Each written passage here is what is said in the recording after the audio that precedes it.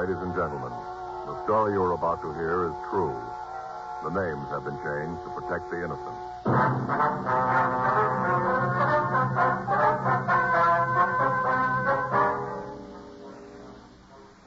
You're a detective sergeant. You're assigned to robbery detail. You get a call from the San Diego Police Department that 3 hold-up men are thought to be heading for your city. You know they're armed. You know they're dangerous. Your job, get them.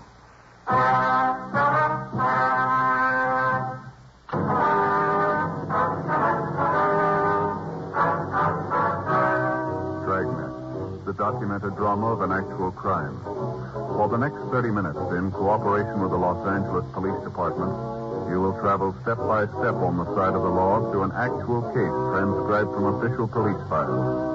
From beginning to end, from crime to punishment, Dragnet is the story of your police force in action.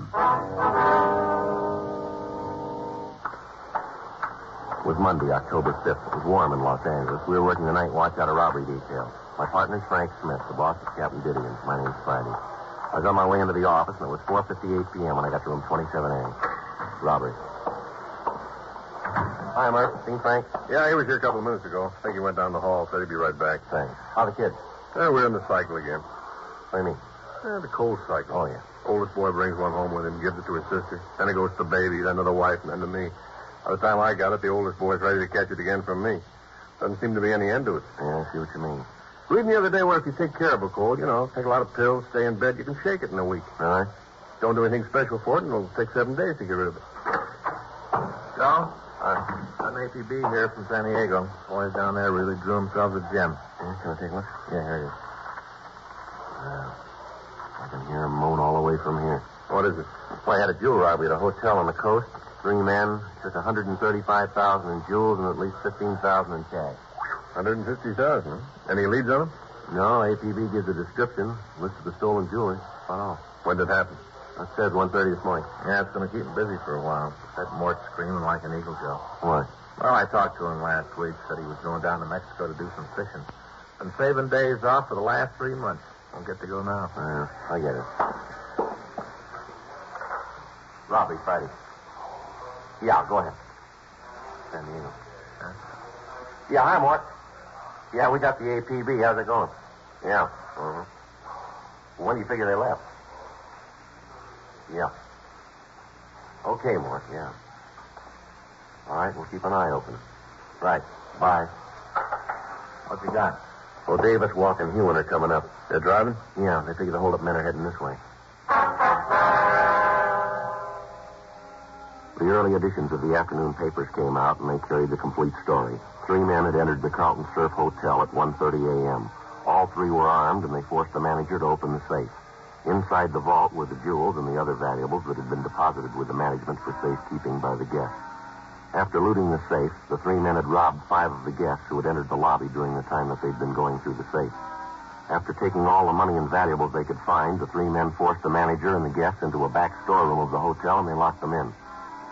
None of the victims could tell the San Diego officers what kind of a car had been used, but all of them were able to give good descriptions of the 3 men. The San Diego Police Department had been called, and the men from the Detective Bureau had begun an immediate investigation.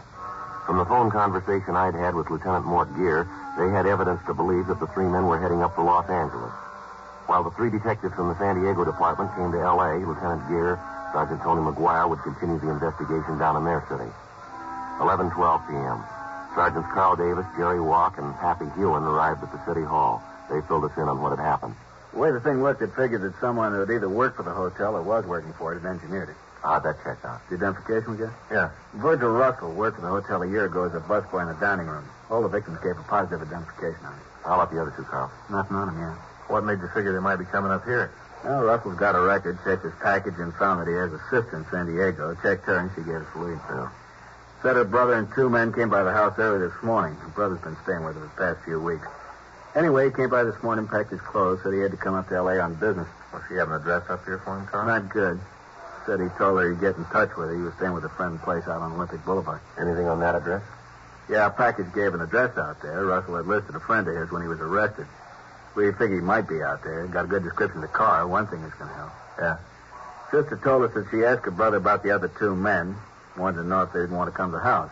Mm-hmm. Russell said no, they were waiting for him. That the three of them were in a hurry. She couldn't give us a description of the other two. Well, what time this happened? About 5:30 this morning. Well, they came right up here. They'd get in about 8 then, wouldn't they? Yeah. You're pretty sure that these are the right ones now? Looks like that. Identification of mugs. Russell's sister told us when he was packing, a brooch fell out of his grip. She picked it up for him. You have a description of it? Yeah, matches one that was taken from the hotel in the theft. Large diamond with 4 rubies in the setting. Looked real good for the job. You get a broadcast out on the car? Yeah, Russell's sister told us it was a 53 Nash, red and black Continental hookup. She said Russell just got back from a trip through Arizona, Nevada, New Mexico. Said that he had the rear window covered with those stickers. You know, the ones they get in gas stations. Yeah, I know what you mean. Window's supposed to be covered with them. Shouldn't be hard to spot. Well, maybe he figures that, too. Might have them taken off, huh? Possible. It's a lead, though. Something else to look out for. Any chance they might have gotten across the border into Mexico? Yeah, it's possible, but it isn't likely. As soon as we got word on the car, we got out a supplemental APB on it and got in touch with the authorities down the border. They said they hadn't seen a car that matched the description across the border. Well, if they'd gotten to the border, the officers down there'd know about it anyway. Yeah, I talked to Al Gayton from our office. He said they'd be on the lookout for him. Our pawn shop detail got right on it, Carl. We got the description of the jewelry out all over town. We haven't had any reports on it yet, though. They aren't going to try to sell it piece by piece. There's too many of those pieces are easy to recognize. Yeah. They'll probably try to peddle through a fence and have it broken up. Well, we'll get the word out to our informants. Ask them to watch out for it. Yeah. Heist that big can't be kept quiet for long. Bound to be rumbles on it someplace. I'd like to check out the place on Olympic. It looks like it's the best lead we got. Okay. We're walking here. I went down the hall with Murphy. Wanted to check some things at R&I. Well, might as well get on out to Olympic, huh? You got the address? Yeah, you better check the place first. Could be rough. What do you mean? Well, all 3 of them are armed. Russell served time twice before at the joint. Yeah. I don't think he's going to want to go back.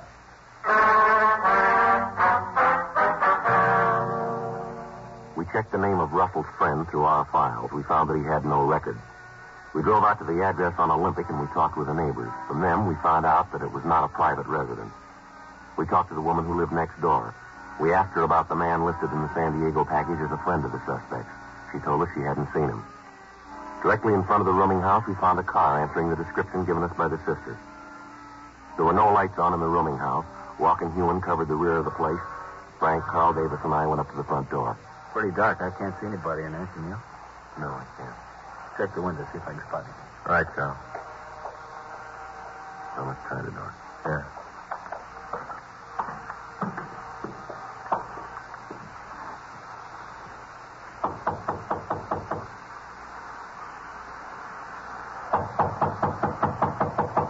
Who is it? Come on, open up. Beat it. Nobody gets in here. All right, Frank, let's hit it. All right, stand right where you are. Hold on. I'm not doing anything. What are you doing breaking in Your here? hands out in front of you. Sure. I'll take him, Joe. He's clean. Everything okay? Yeah, Carl. I'll get walking you in. Who else in the house? Nobody but the landlady. She's upstairs. Her and her daughter. Nobody else here. What's your name? Pete Ellis. Where's Russell?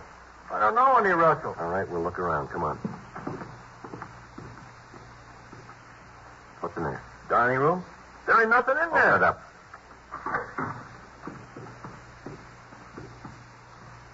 See? Nobody here. Yeah. All right, we'll check the other room. Where's this door go? Bedroom? Ain't nobody in there. Open it up. No.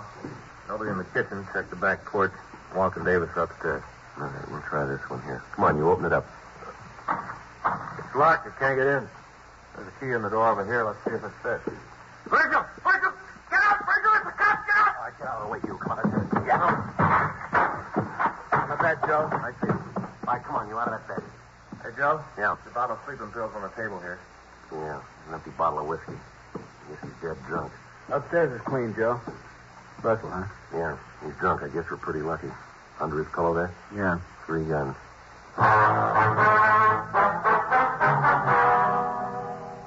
With the suspects in custody, we searched the house. In the back bedroom, where we'd found Virgil Russell, we found a folder with all of the newspaper stories of the hotel robbery. In each instance, that portion of the story which referred to the thieves themselves was outlined in pencil, and there were small notations along the margins of the newspaper. A complete search of the house netted us nothing. There was no sign of the loot from the robbery, although each of the suspects had a large amount of money in their possession. We talked to the landlady, but she was unable to tell us anything about the suspects. She said that she had rented a room to Peter Ellis over a year before, and that the suspect had moved out after living in the house for only 2 months. She said that she hadn't seen them again since that night when they arrived at the house and asked for rooms. We called the office and arranged for a stakeout on the place, and we took the 2 suspects back to the office. We ran Peter Ellis through R&I, and we found that he had one previous conviction on a robbery charge. 2:15 a.m. We talked to Virgil Russell in the interrogation room. All right. I ain't trying to con you into anything. I was in on the heist, I'll admit it, but I ain't going to be no fink. You ain't going to get any other names out of me. You got the money we found on you from that hotel robbery, is that right? I don't know where else it'd come from. I got no reason to con you about the hotel job. I pulled it. I ain't afraid to admit it. I'm just not turning think, that's all. Maybe we can get it out of Ellis. He won't tell you anything. He's pretty sure about that. He admits he was in on the robbery. Well, so what? We all had a deal. If any of us got caught, they wouldn't tell about the others. You think Ellis and that other guy go that route, standing your arrest alone? Sure. We had an agreement. Oh, come on now. Tell us how much you got for the jewels. You can tell us that and not tell us who the other man is, can't you? Yeah, I suppose so. Isn't any way you could tell if I told you how much we got? How much? 7,000. How much? 7,000. Who set up the deal to sell the stuff? Your partner? Yeah, he handled all that. He fixed it for you to get $7,000 for all the jewelry? Yeah, that's right. Well, he made a good deal, all right. 7,000 for $135,000 worth of jewelry. Wasn't worth 135. That's just the papers making it sound big. No, Russell, you're wrong. That's what the stuff is worth. Are you kidding? You got that report, Frank? Yeah. Now, wait a minute. That's maybe what they claim the stuff is worth. But you know how people are always jacking things up on the insurance companies. The stuff was worth, maybe 15,000, not a cent more. Yeah, Joe, here it is. This report you got from the insurance company, Carl. That's it. Would you like to read it yourself, Russell, or do you want me to read it to you? Now, let me see it. Uh-huh. A lousy bum. Oh, no good, because it's a thief. That's what he is. A thieving thief. That's the kind of a guy you say you had to deal with, huh? But you think he was doing you a big favor. Some deal, $7,000. If we'd picked him up, he'd have screamed like an eagle. He's your pal, all right. A no good thief. I can't believe it. Who'd he sell the stuff to, do you know? No, I don't, and that's the truth. I saw the guy, but I don't know who it was. How'd the deal work? Earlier tonight, we got together out in Westwood. He called the fellow who was going to handle the deal, told him to meet us there. Who's he? A lousy fink. What's his name? Payne, Al Payne. I spell it. Last name. P-A-Y-N-E. You got a record? No, I don't think so. I never heard him talk about it. He gives a description? Yeah. That stuff was really worth 135 grand. He said it was a lot of talk, newspaper talk, he said.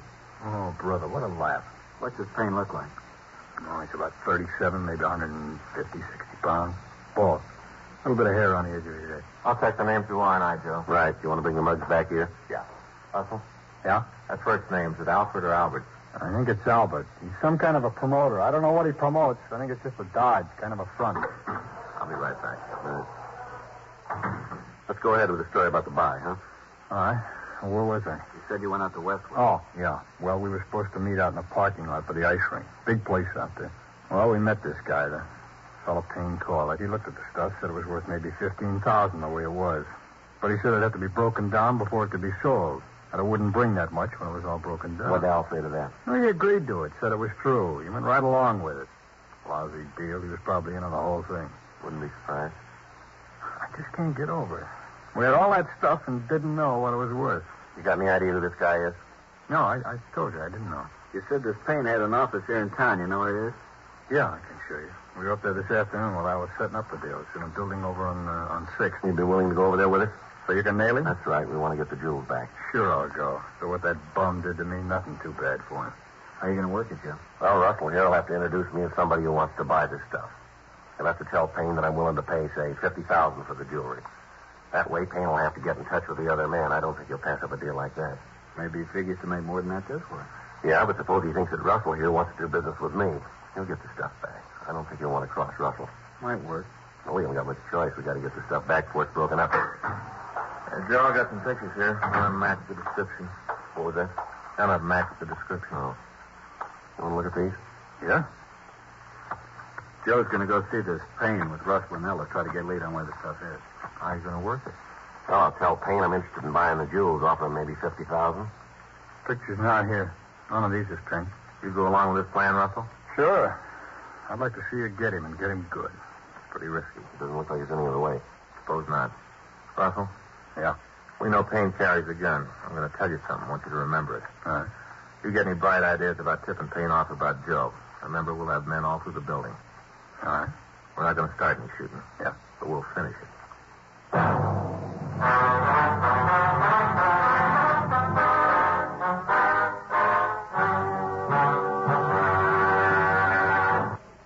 The two suspects, Peter Ellis and Virgil Russell, were taken to the main jail and booked in for violation of Section 211 of the California Penal Code. After that, the officers from San Diego, Frank and I, discussed the plan for finding the stolen jewels. It was agreed that I would go into the office building with the suspect, Virgil Russell. To lessen the chances of discovery, I would carry no gun or any police identification. We were unable to make contact that night, so the following morning, we checked over the physical layout of the building. It was 6 stories high and had one elevator.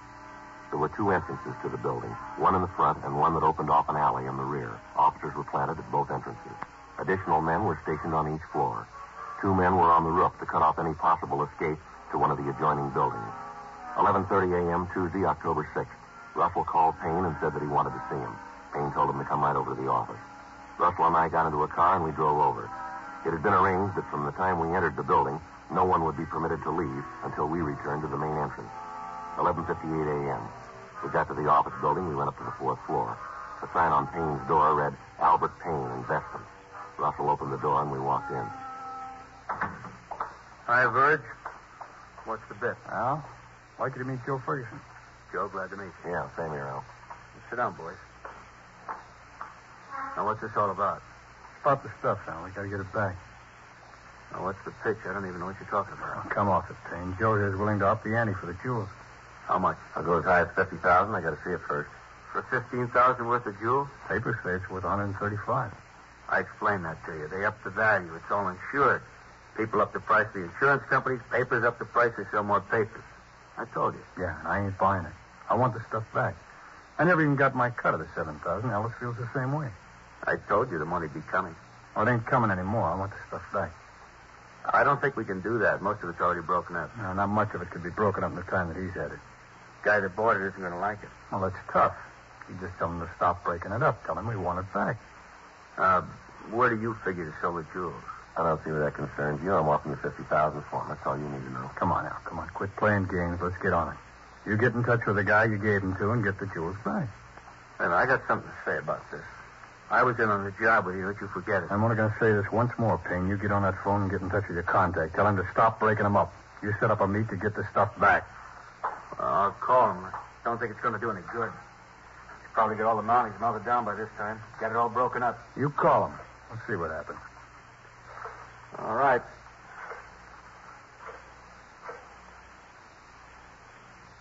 Now, let me talk to Fred. Fred? It's Al. Yeah. Listen, something's come up. We can't go through with the deal. What? Yeah, I know. I told them. Doesn't make any difference. They want it all back. Yeah, I told them that, too. Doesn't make any difference. You want the jewels back that have been broken down, too? I told you, Al. I want all of it back. Yeah. Yes, Freddie says all of it. Okay. And when can you make it? Yeah. All right. Yeah, we'll see you then, right. Okay, bye. They'll have the stuff for you tomorrow night. Why does he have to wait that long? How do I know? He just said he couldn't get it to you any sooner. You should have let me talk to him. I'd have told him. Yeah, sure. How much of it's been broken up? Well, hardly any. Just got started. Fred says it's almost all whole. Who is this Fred? That's none of your business. I asked you a question, Al. You bet your answer. Doesn't make any difference who he is. You and your friends lost up the deal. Be happy. You fixed it fine. Well, I'll come out better. Yeah, you better be right. Now, remember, I got a piece of this. I won't forget. What time tomorrow we're going to meet Fred? He said he'd call. Let me know where and when. Well, it can't be any later than tomorrow. I gotta be leaving then. You're going to have the money with you when you pick up the stuff. I'll have it.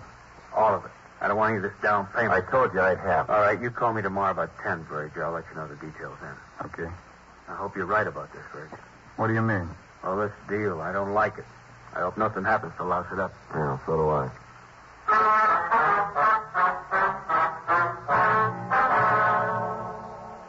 Virgil Russell and I left the office and went downstairs. We checked with Frank, Carl Davis, and the other officers from San Diego.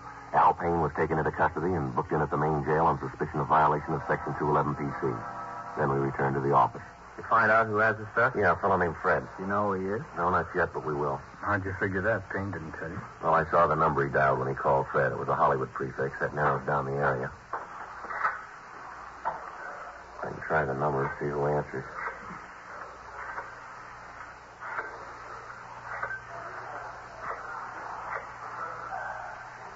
Oh, I'm sorry. I got the wrong number. Excuse me. You get it? Yeah. It's the Kingery Trophy Company. You want to check the book? Right.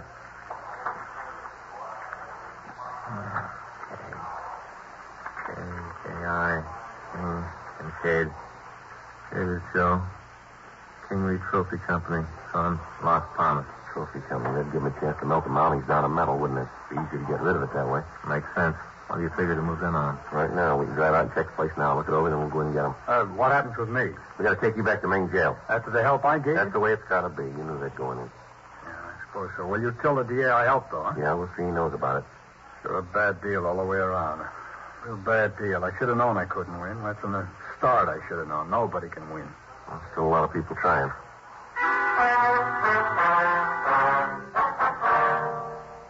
We returned Virgil Russell to his cell, and then we drove out to the Kingery Trophy Company. It was a two-story building on Las Palmas Avenue in Hollywood. They made trophies and fraternity pins. A large sign on the front of the building advertised that they could duplicate anything in metal. We checked with the neighborhood merchants and found that there was a permanent staff of 4 employees. The company was owned by a Roger Kingery, and none of the neighborhood people could tell us anything about an employee by the name of Fred. 5 p.m. The employees of the plant left the building. 1 man remained. From the description we'd gotten from Russell, we figured that he was the person Payne had called Fred. 6:03 p.m. The lights in the rear of the factory went on, and through the windows we could see the suspect working over a small furnace. On a table off to one side, we could see a quantity of jewelry. Frank, Carl, and I went to the side door of the plant while the other officers covered the remaining doors. All right, you ready? Yeah, let's go. Carl? Yeah. I'll hit the door and grab him before he's got the chance to throw the jewelry into the furnace. Right. Grab him, Carl. He's making a break for it. I got it. Hey, what are you guys doing breaking in here like this? Look at that, Joe. Jewelry matches the description of the stolen stuff. Yeah, looks like it. All right, Mr. Stand still. I'll shake it. He's clean. I don't know what you guys are doing. I don't know what this is all about. All right, save it. What's this jewelry doing here? That isn't I mine. didn't ask you whose it was. I asked you what it was doing here. Oh, I'd say give me $2,500 if I break it down for him. What's the fellow's name? A guy named Payne said he'd pay me to melt it down for him. You know the stuff was stolen? No, I didn't. He just made the deal to melt it down. Didn't he call you this afternoon and tell you to stop breaking it up? Yeah, and then he called back and told me not to pay attention to what he said. Go ahead with the job. I did like he said. Who else is in this with you? What do you mean? Who else here at the factory? Nobody. I'm the only one. I only did it because I needed the money. I didn't know where the jewels came from. I didn't care. It didn't make no difference to me. As long as I got mine, I was happy. I didn't know what it was all about. Looks like most of it's here, Joe. How many pieces did you break down? Took a couple of the pins apart. Didn't have the time to melt any of the mounting down. It's all there. All the Payne gave me. What's your name? Fred Michael. All right, let's go. I didn't know they were stolen. I didn't know anything about it. I just did a job. That's all. Just a job. Yeah. I didn't even get paid for it. Don't worry about it. You will.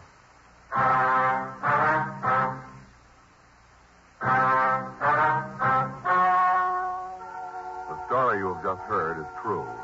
The names were changed to protect the innocent.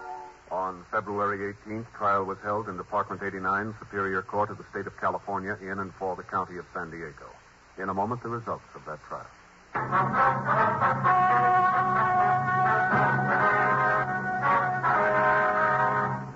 Virgil Nathan Russell, Peter Howard Ellis, and Albert Franklin Payne were tried and convicted of robbery in the first degree. They received sentence as prescribed by law. Robbery in the first degree is punishable by imprisonment in the state penitentiary for a period of from 5 years to life. Fred George Michelson was tried and found guilty of receiving stolen property. He received sentence as prescribed by law.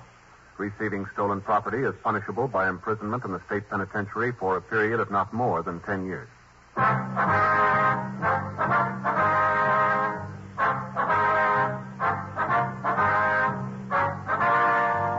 You have just heard Dragnet, a series of authentic cases from official files.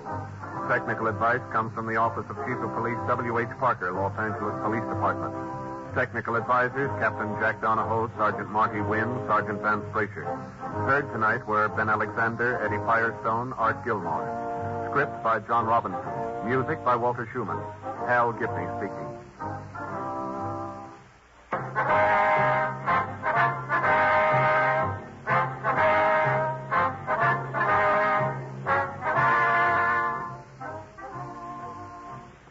Transcribed from Los Angeles, Dragnet is an NBC Radio Network production.